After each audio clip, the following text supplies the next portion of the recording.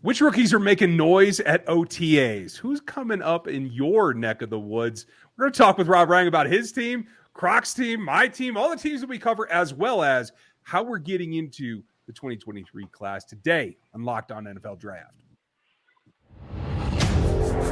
You are Locked On NFL Draft, your daily podcast covering the NFL Draft. Part of the Locked On Podcast Network, your team every day.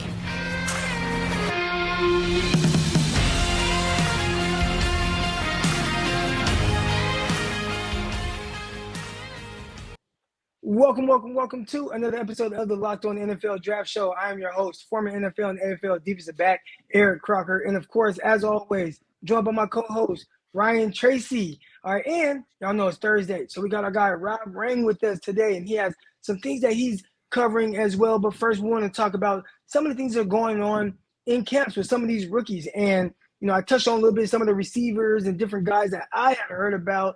And I talked to some beat writers for their respective teams. But we got a couple guys here right now that cover a couple of teams right here on the Locked On Network as well. So Ryan Tracy with Locked On Chiefs. He has some insight on what's going on over there with Kansas City, and a rookie that's pretty polarizing. I wanted to get away from receivers because I just talked about those guys, but Good luck. the Kansas City Chiefs got one undrafted, Justyn Ross, a guy who was really a polarizing player who was expected to get drafted. I think if you would have, told me a few years ago when he was a true freshman that he was a first-round pick, I think everybody would believe it, right? We're talking about a guy after a couple of injuries and different things people are concerned with. He fell completely out of the draft, and now all eyes are on Justyn Ross. How is he doing so far throughout OTAs? Well, the big plus is that he's healthy and he's moving well. He looks smooth out there, and the training staff has let him go full bore. So it looks like there's zero hangover at this point from any of his injuries. Big plus there. But they spent a second-round draft pick on Skye Moore, and Skye's been feeling it in the hamstring a little bit. So Skye's been kind of working on the side, not getting as many reps.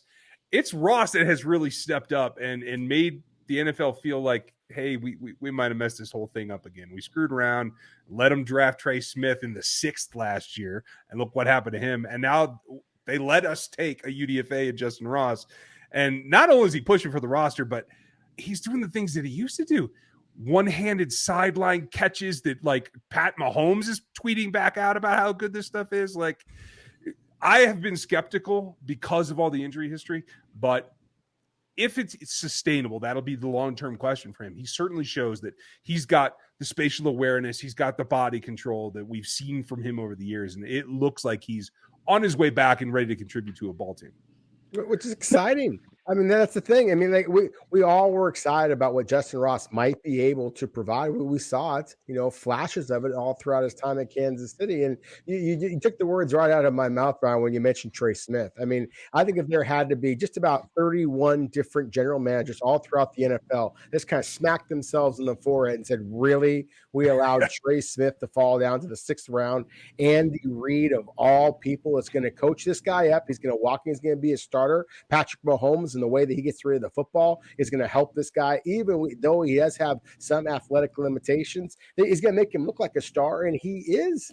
And so to see the same thing happening here with Justyn Ross, again, a great deal of credit to Andy Reid, to Brett Veach, obviously, and then to Patrick Mahomes. It's easier to play offensive line when you got a superstar quarterback. It's easier to play wide receiver when you got a superstar quarterback.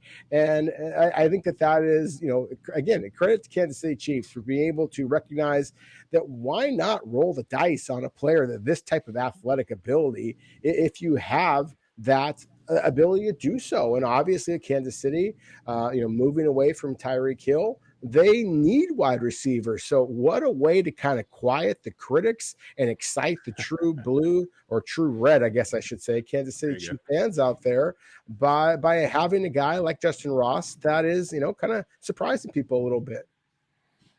This is a guy who has, terrific upside. So I also want to ask, you talked about some of the plays that he's making and things he's doing. I 100% know what it's like to be an undrafted free agent and go to a team and you have limited reps, you have limited snaps to really kind of showcase your ability. And a lot of times it's not even about so much what you can do in an offense or in a defense, it's what you can do on special teams. So I do have another question on Justyn Ross, but first I do want to ask you, do they have any thoughts of him participating on special teams? Maybe as a return man. I know they have Miko Hardman there as well, and he's been a return man, and he's had some explosive plays there. But any thoughts on Justyn Ross contributing there? It's funny that you bring that up because rookie camp, it was a glaring oversight. Didn't do anything special teams. As soon as they came back, second day of OTA that was open to the media, we see him taking punts. We see him taking kicks, trying to get a feel for, can he do this? They're not above sticking him at gunner either. So given that he can get off the line of scrimmage, they're going to be comfortable with that. They've used guys that aren't, top flight speed at times. They put in position so that they can get physical on those teams too. Dave Tobe will figure out a way to use them. I guarantee it. Yeah, and that is a big thing. I mean, trying to make the team as an undrafted rookie free agent. I'm telling you, I went through this, and that was part of the reasons why I was let go. I just wasn't good on special teams, and they didn't have any value that I can cover. But they're like, well, a lot of guys can cover. Can you play on special teams? So we'll see if Justyn Ross can do that. Now, let's say he's on special teams and all that stuff is doing well, but can he get in and make kind of his own little lane in that offense? I mean, we are talking about an offense. I know Tyreek Hill left, but they went. Obviously, they already have Travis Kelce. He's their number one target. But you lose your number one receiver, and you're like, well, okay, we're just going to go ahead and go get Juju Smith-Schuster. We're going to go and sign Marquez Valdes-Scantling. We already have Miko Hardman, who we already mentioned. And then, by the way, we draft Skye Moore, a young receiver. So where does Justyn Ross kind of fit in this whole shuffle? Right now, he's outside the top four, clearly, because of the guys you just mentioned. It is Mecole Hardman as the incumbent, the acquisitions in free agency, and Skye Moore, right? That's slotted. There's 2 spots left. The Chiefs will keep 6. They keep 6 every year. They won't go to 7 because they got bigger fish to fry in the defensive backfield. So it's about Josh Gordon, who's on the roster last year, got snaps, but didn't get targets. Can he make some kind of adjustments? It's about Darius Fountain, who did cover and play gunner and put out some special teams work that Dave Tobe really likes. And he got a few reps in ball games. So he's competing there. Then there's Justin Watson, came over from the Bucs. He's having a pretty good start to OTAs. When the all-star quarterback's calling you out for being the fastest guy in the field, and a dude who was hurt all last season in Tampa Bay, that's a sign. Those are the 3 guys with Justyn Ross that are kind of competing for 5, 6. And like you said, you got to play teams if you're 6. You probably got to play teams if you're 5. So get on it. Yeah, just a little insight for you that are watching either the YouTube channel or listening to it on your podcast format, wherever you listen to your podcast. Being an undrafted free agent or being third string, right? Because a lot of those guys come in and you're kind of like a combination of like third string, but maybe you rotate with some of the guys so it's kind of like a third and fourth string kind of mashed together there. But the starters, they're going to come in, they're going to get their reps, right? They're going to get their first group reps. Maybe they get 5 or 6 reps. And then the second string come in and they get about 5 or 6 reps. Then it's the starters again, and then the second string again. And then it's the Eric Crockers and maybe the Justyn Rosses of the world where you get a few snaps and you have to make the most of those 3 snaps that you get in that entire period. So it's a tough road out there for undrafted rookie free agents, but the more plays that he makes, those one-handed plays that Patrick Mahomes is kind of retweeting out there, and the more that veterans can kind of vouch for this guy moving up and getting more run, the better it is for a guy like Justyn Ross. Real quick, are any other rookies kind of standing out? We're talking about a rookie, Justyn Ross, but there is Skye Moore. There are other guys that they drafted. Has anyone else kind of jumped out to the media and everybody that's on hand watching there in Kansas City? Yeah, the team's very high on the effort level that they're getting from George Karlaftis. They call him the Energizer Bunny already. Like, that makes sense. Very happy with Trent McDuffie. They're moving him all around to try to feel where they want to put him in the defense, but he will be a starter day one. Both those guys will, as you would expect. The interesting thing is the thing that they're trying to figure out is how to use him best. They might have done it again because Darian Kennard is getting reps with the ones at times, and he was another 5th-round selection. So, I mean, if you see a theme here, Brett Veach, mid-day 3, watch out because he's going to find something of value. Awesome. Well, we're going to see what the Seattle Seahawks have of value coming up next. But first, I want to talk to you a little bit about another little value here. And it's over with the good folks at BlueNile.com. If you are someone who is prepared to get married, engaged, BlueNile.com, they have 2 things for you there. All right, they got wedding rings and wedding bands. And us men right here, you married, you understand, you got to have the ring and the band. Blue Now, they possess both of those things. All right, Blue Now has simple online tools that let you choose the diamond shape, size, and clarity, as well as the setting style that you want with your ring. All right, Blue Now's Bench Jewelers will then handcuff her perfect engagement ring. Each ring is a one of a kind. All right, and these can be for any type of special thing that you want to do with your wife, whether it's Mother's Day. I know my wife, the ring that I proposed with, the ring that she originally got. Oh, we've gotten new rings since then. All right, women always, they want to upgrade and they want to get bigger little stones here and there. I've seen my mom do it as well. BlueNile.com, they allow you to do just that. You want to make your moment sparkle, all right, with the jewelry at BlueNile.com. And for Locked On listeners, get a $50 off purchase of $50 off on your purchase of $500 or more. And this Locked On NFL Draft podcast is exclusive to this engagement. All right, use the promo code Locked On. That's promo code Locked On. Plus, every order is insured, all right, to be shipped for free, and it arrives in discreet packaging that won't give away what's inside. So if you are trying to hide what's going on there, right, and you want it to be a surprise, it would definitely be a surprise with Blue Now's package that they send. All right, so make sure you guys go over right now and have that peace of mind and get that person that very special thing that they want to make the rest of your life much better. BlueNile.com. Go do that right now. All right, Rob, we want to talk about what's going on with the Seattle Seahawks. And this is a team, they have a lot of turnover going on. But you've been on the ground there. You've seen them in person. Has there been any rookies that have kind of splashed? And we've seen them kind of trade back, but they didn't trade back this year. We were all expecting that. They drafted the offensive lineman right away. They drafted a young running back that they were expecting to come in and play. They drafted him in the second round. So, of course, Kenneth Walker, they're going to be in there. Who has stood out so far at not just rookie minicamp, but OTAs in general? Yeah, I think that you have to start off with that rookie running back, Ken Walker. I mean, just the straight line speed that he demonstrated once he had his opportunity in the rookie mini camps. It really took the breath away from a lot of the veteran beat reporters that I had a chance to kind of talk to when I was actually there in person to see their second rookie mini OTA workouts and mini camp. And unfortunately for me and for the Seahawks, Ken Walker had a little bit of a hamstring pull or some other type of muscle tightening that he was basically asked not to participate in the practice that I got to watch. So that was disappointing for me, but at the same time, it was nothing major. Ken Walker is back on the field for the Seahawks in the recent OTAs, but he certainly, again, just kind of took the breath away from a lot of folks. And that's exactly how it was put to me. Just his straight line speed, considering the fact that the Seahawks have run with Chris Carson in the past, don't know if he is going to be able to come back from a spinal injury. Rashad Penny, I mean, we saw flashes last year, for 4 weeks of, the talent that is warranted his being a first round selection that allowed him to be, the most productive rusher in all college football a couple of years ago for San Diego State. But at the same time, Seattle kind of, I think, knows better than to rely on Penny being able to stay healthy.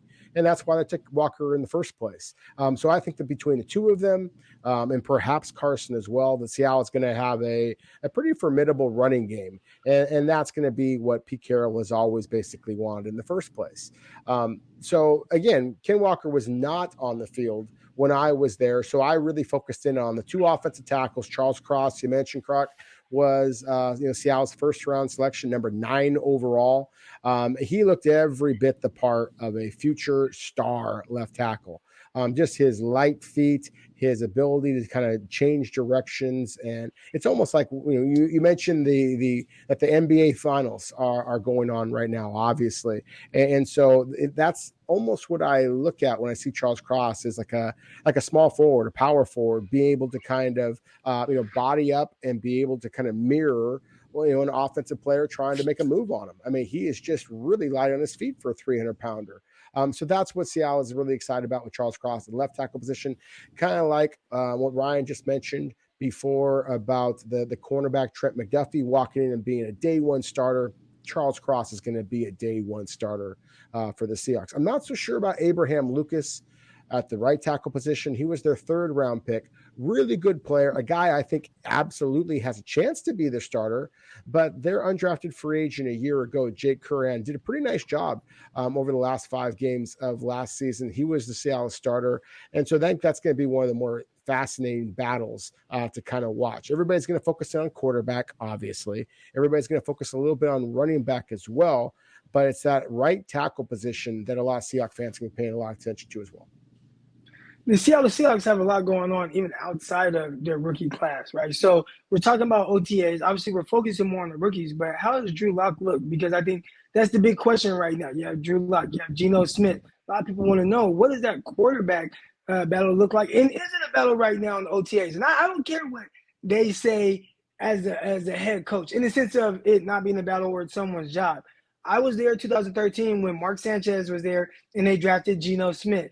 And Geno Smith went through that process, and all of a sudden, Mark Sanchez was on injured reserve, and they started the young rookie, all right? So I've seen him take someone's job already. Is Geno Smith kind of primed to take Drew Locke's spot? Where is it as simple as they love Drew Locke, they really liked him coming out of college because that's what we've been hearing a lot about, and he is setting up to be their starter for this season? I think you're right on both counts there, Eric. I mean, I think that they really like Drew Locke and really believe that he has the talent to be a upper level quarterback in the NFL.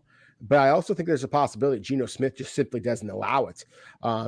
He is a quarterback who, of course, has been in Seattle for the last several years, has some experience starting in Shane Waldron's offense, and was pretty damn productive for the Seahawks quietly during his 3 starts that he had last year while Russell Wilson was dealing with that middle finger injury.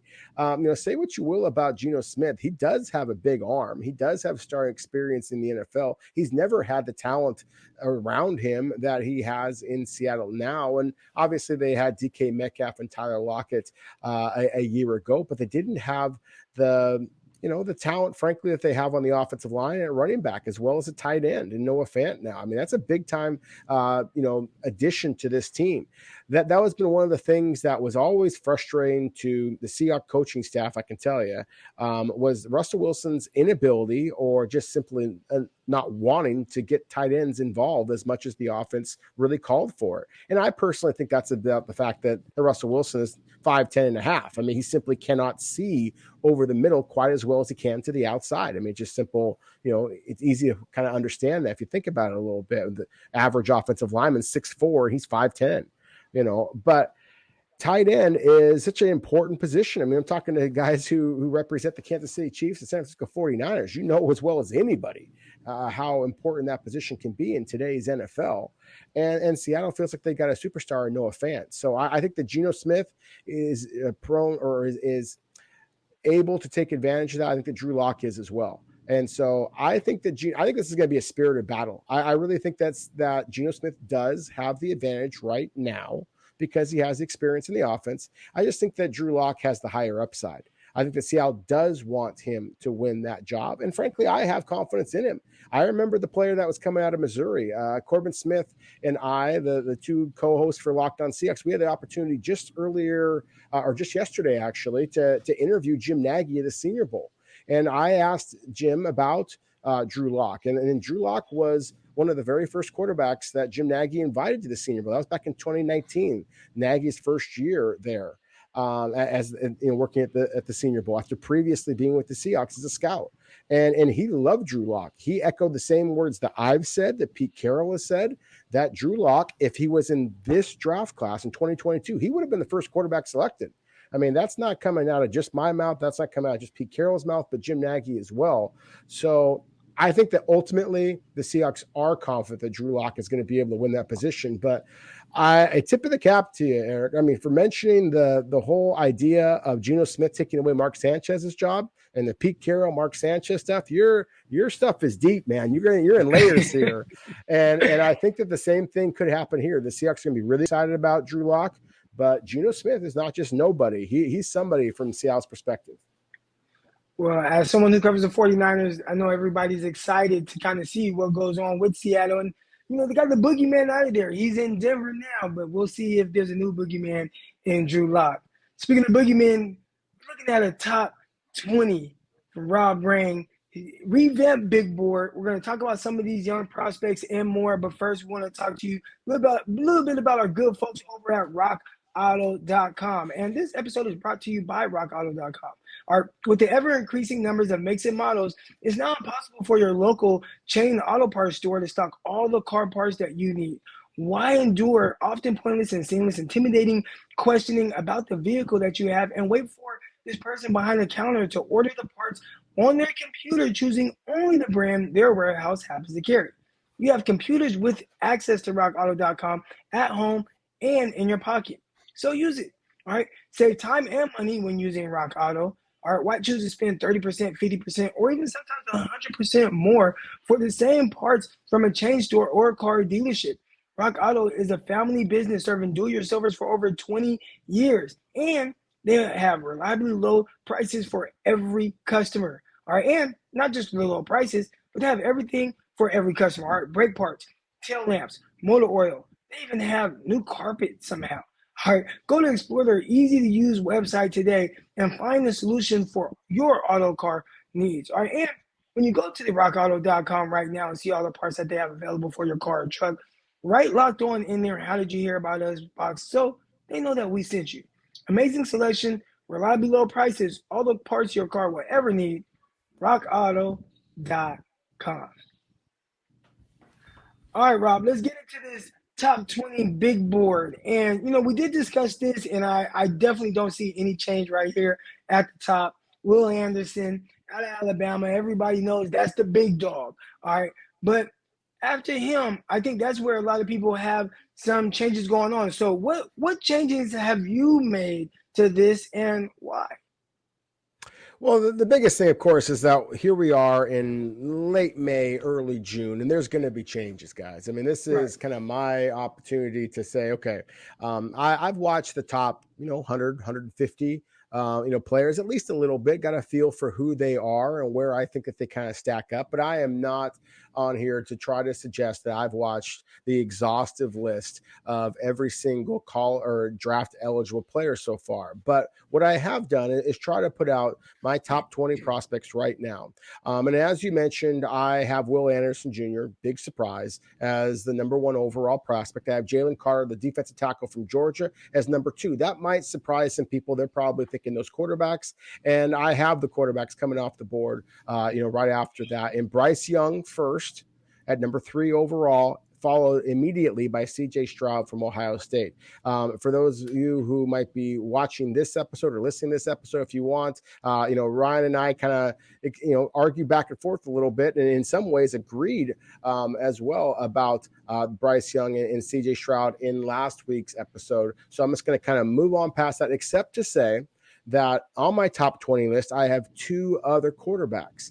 And this list is at foxsports.com right now. It's my early 2023 big board. And I'll mention those 2 quarterbacks, but I'm not going to tell you every detail. You got to check out the article on foxsports.com. But at number 12 overall, we have a quarterback that, again, the aforementioned Ryan Tracy mentioned he was very high on, Will Levis from Kentucky. I have Levis at checking in at 12th overall. When we were initially having this conversation, we only talked about my personal top 10. And so, of course, Levis was not discussed, at least from my perspective. But again, I have him at 12. I think that he's got incredible upside. And then a player that I'm not seeing a lot of buzz about, and I'm not quite sure. We had this conversation just a couple of moments ago about Drew Locke and kind of the success that he had in the SEC. And I thought that has been overshadowed a little bit by his struggles in Denver. Hendon Hooker from Tennessee. I mean, the numbers that he put up a year ago, I know he's playing in Josh Heupel's offense. I know that Tennessee got beat early on in a lot of football games. And so he put up some maybe his statistics were a little bit inflated. I know that they have some transition to wide receiver position, considering who that they just lost in this draft class. But still, Hendon Hooker, there are some throws on tape that are pretty exciting. And so those are my 4 quarterbacks that I have in the top 20 at this point. I know there's a lot of people out there excited about the talent that's at Stanford, that's at Miami, that's at all over the place. But that's the way I see it right now, with 4 quarterbacks among the top 20. So if I'm getting the gist of this, you did 10, I did 16, now you did 20. So I have to go to 24 next week. Is that what you're saying? Yep. There you go. That's that public school math on it. Yeah, right. Yeah, hey, there's a pattern in there somewhere.